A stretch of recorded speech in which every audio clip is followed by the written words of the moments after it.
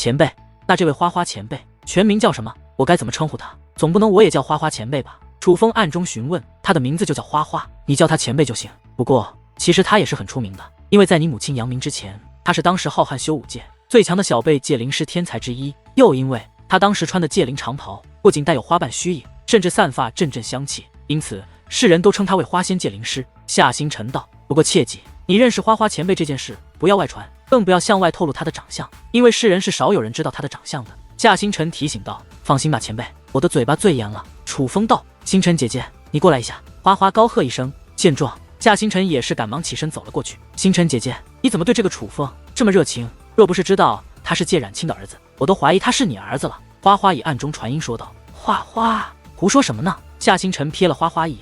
所以你不对劲啊，头一次见你对一个男的这么热情。就算这楚风是小辈，但也是男人啊，也发育完全了吧？男女授受不亲的，你要与他保持距离啊。花花道：你这丫头脑袋里装的都是什么啊？夏星辰用手指点了一下花花脑袋，旋即道：我跟你讲，楚风和别的男人不一样，这小鬼别看年纪小，但是人很可靠。你心怀敌意对他，就想着挑毛病，自然处处看不惯。可是你仔细想想，自从见到楚风，这楚风哪一件事有真的得罪你？他骗过你吗？你只站在自己角度考虑问题，但是你站在楚风角度想想呢？那占卜竹简是摘星道长前辈的没错吧？楚风凭借占卜竹简找到你们的住处，没有人招待就算了，还被阵法束缚住，那他怎么办？他总不能一直被困着吧？就只能自己想办法解开束缚。既然是来寻人的，到处找找看看也没有任何问题。而你房门敞开，所有宝物都是随意摆放，楚风可有拿过你一件宝物？倒是你跑过来不尽待客之道，反而直接将人束缚。若不是我再将你阻止，你搞不好就直接将人家当成擅闯者杀了。至于后面你也是。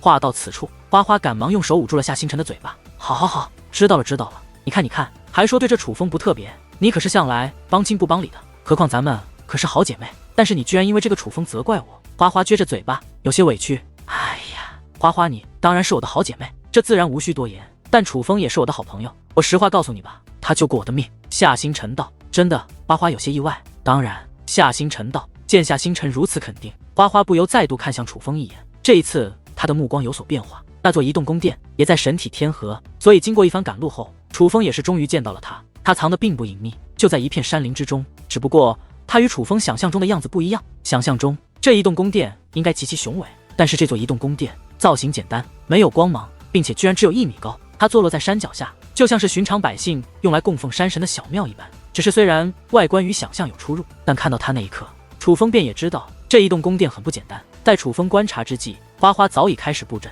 花花不仅是真龙界灵师，且结界之术更是达到了7品真龙。只是哪怕他这个境界，若是正常破阵，想要进入，花费的时间也确实较久。楚风不想耽得太久时间，因为他自己也有很多事情要做。于是楚风开始认真观察，很快便利用出阶秘点，找到了一个更好的破阵方法。前辈，按照我的这个方法布阵，速度会比较快。楚风说话间便开始布置阵法布置图。你真是搞笑，我破阵需要你。花花回头鄙夷地瞪了楚风一眼，他是真的生气了，因为他毕竟是7品真龙界灵师，自然不愿意的区神袍在他面前指手画脚，这简直是对他的不尊重。不仅他这样想，正常的真龙界灵师都会这样想，毕竟大家都是从神袍过来的，神袍什么水平他们当然清楚。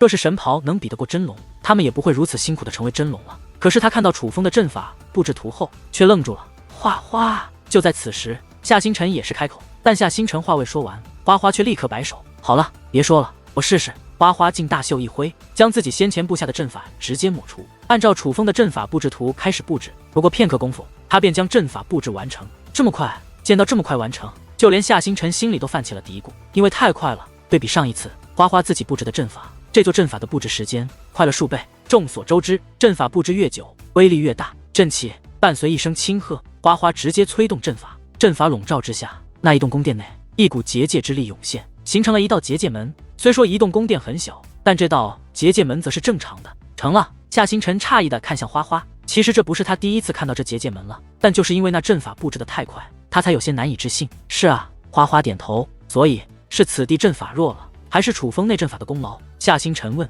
他这阵法确实有些神奇。花花道。而听闻此话，夏星辰直接跳了起来，来到楚风面前，一把拉住楚风的胳膊。哇去，楚风你这小鬼怎么回事啊？你也太厉害了吧，你都是从哪学的啊？你都能指点真龙界灵师了。夏星辰一双美眸紧紧地盯着楚风，哪怕还有以往的沉稳，就像是一个没见过世面的小姑娘一般。前辈，晚辈前段时间刚破开了祖武界宗位于图腾天河的遗迹，得到了一个可应对诸多阵法的手段。楚风说道。楚风此话一出，花花便吃惊地看向楚风。那座遗迹被你破了，可还不待楚风回答，夏星辰便道：哎呀，何必如此吃惊？楚风这小鬼可不是爱吹牛的人，他说是就一定是。其实相比于征服麦之本源，这也不算什么。夏星辰道。此刻花花目光若有所思，旋即直接转身进入了那道结界门，而夏星辰则是凑到楚风耳边小声问：真的破开了？前辈，你不是刚刚还说我不爱吹牛吗？楚风问。哈哈，我是想确定一下吗？我可是听闻那可是借天染都无可奈何的地方，当然也包括你母亲。夏星辰爽朗的大笑起来，旋即还摸了摸楚风的脑袋。不错不错，我的小楚风真是了不得。